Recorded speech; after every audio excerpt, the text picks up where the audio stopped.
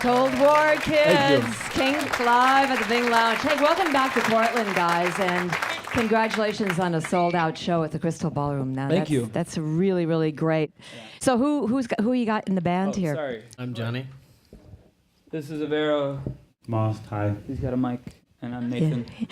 So I wanted to ask you, Johnny, about you've got an amazing setup, and I don't know if everybody can see all these effects. I mean, one of the first things that you notice is this great guitar sound that you've got. But you've got like 1, 2, 3, 4, 5, 6, 7, 8, 9, and then a couple of pedals.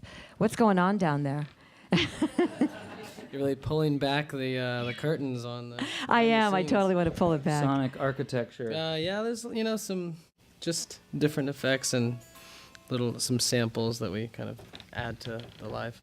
He only uses like the yellow one. Everything else is Everything for else effect. is to get all smoke and questions like mirrors. this asked to sound to look. Well, I mean, it's sitting here in front of me. It's like you got to be playing not just with your fingers, but with your feet as well. It's pretty impressive, and it's a great guitar as well. Thank you. Yeah. All right. Enough of you. And now back to the band, Cold War Kids. I've got to ask the basic question because I'm curious. That's kind of an interesting name, and when I first heard it, it made me feel like something from the '60s. What is there Care a to reply, Most? Yeah, that's kind of the right motif. I would say there's a lot of '60s in that vibe, but no, I had the name like long before the band. I don't know, not long before, maybe 5 years or so. And it was the title of my website, and all the things I did graphically and artistically and poetically was called Cold War Kids. Is my name on my website. And then when we started playing, the guys wanted the name, and I said, sure. Sounds great. Yeah, it kind of evokes, I don't know about the audience, but it evokes sort of a black and white movie. Yeah. From, definitely. Yeah, that's right. Well, yeah, I think that's a good thing. So here you are onto your third album, and you've had a lot of EPs out. It seems like a lot of groundwork, a lot of playing, a lot of writing, and a lot of work to get it heard these days. There's a lot of different avenues. The whole MySpace, if anybody still uses that, the Facebook, the Twitter. What are your favorite ways of getting music out? I mean, obviously you've got the tour thing, word of mouth, but... Yeah, we have the first few EPs that we recorded. We were kind of booking our own tours, and by the time that we had a record label and put out our first album, so yeah, we've always tried to find ways to kind of put out music. How do you say? I guess like, to not let the manager or the label or anything kind of be the catalyst to be the more creation organic. of a recording. Yeah. So we're always looking for ways to put out a recording and ideally sell it, but then also kind of have more to offer than that. Yeah, it seems like one of the most challenging things is, I mean, you can go ahead and make music, but then how to get it out there for everybody to hear, and you can so immediately get to a website or whatever, instead of just jamming and creating, like in the '60s, for instance. What's your favorite part, guys, of this whole rock and roll process?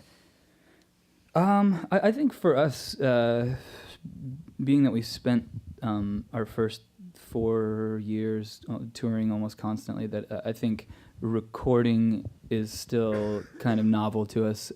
It still has a lot of charm and exciting to be in a studio, especially the first several recordings we did so quickly and on a tight budget and wanted to kind of capture spontaneity above all. And so, this third record was the first time that we had the time to kind of write and change and create in the studio, and so that was a really exciting time, and I think that will still be the most inspiring part, as of now. And I think for those of us who don't write music and don't think about how to get it to, out into a public forum and, get it on a CD or whatever, you chose a producer, and I keep on guessing. I guess I keep on wanting to pull back a curtain, like with all these guitar effects. But what does that mean? You had a guy who's worked with Norah Jones and Tom Waits. Yeah. It's kind of interesting. Talk a little bit about that. Yeah, for us, we were throwing out names of people to work with because because it's nice to. I think because we have the opportunity to do it, that it was kind of worth a try to kind of let somebody in to the fore of our communication, which is really hard, and because you kind of have your own language that you use and your own. You just are so used to how everybody is, and so having somebody step in, and Jakir was. He had done like Mule Variations, the Tom Waits album, and also we had a friend who played in Modest Mouse, and they did an album with him. He had a really positive experience with Jakir, and so we kind of going off that, we met with them, and it seemed to work. Did he ever say "ooh" or suggest things that you didn't want to go for, or was it pretty good? Yeah. It was really good. Really good, yeah. He surprisingly was like pretty, I think, quiet and solemn, and allowed us to figure things out a lot. The first month, I think we were wondering if he was gonna kind of like when when he was gonna really step in and start giving his opinion. But I think he really needed to see how we operate, because.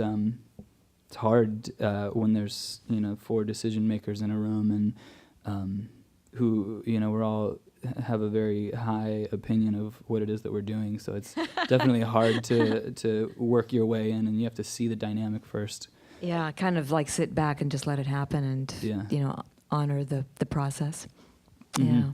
Yeah, and Jakir is pretty phenomenal when you look at the kinds of things that he's put his touch to. Yeah, he chooses really cool projects. I got to think that's for Cold War kids. That's a cool thing to have. This guy that can be there to be your go-to guy.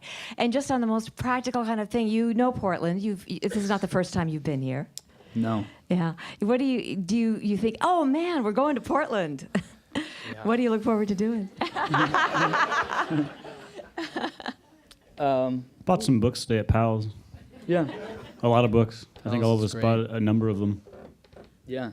And this is the first night of the tour, so we need to stock up. Like in total, probably 13 books were bought. What was the name of that club that we played the first time? Dante's. Lindsay Stranagan's. Dante's was the first time. Well, we were- Dante's, but before that, outside Portland. Red carpet room or red room or something like Red that? Club, Red Bar. The first time we were here with a friend, when we booked our own show, we thought we had a show in Portland, but East it was Portland. significantly outside. It was in the burbs. Is it East? I mean, it does. You can barely see like all these Edgefield? buildings from there. Edgefield? I think it was called It was the Red called Room. the Red Room. It was. Never per- heard of it. the Anybody?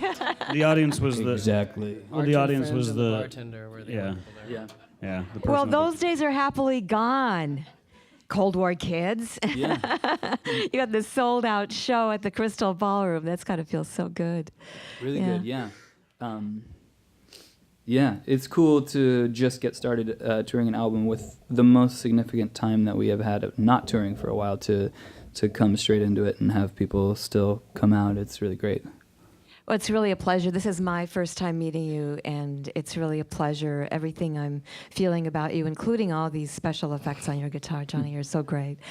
And let's hear some more. Cold War Kids, Kink live at the Bing Lounge. Got any other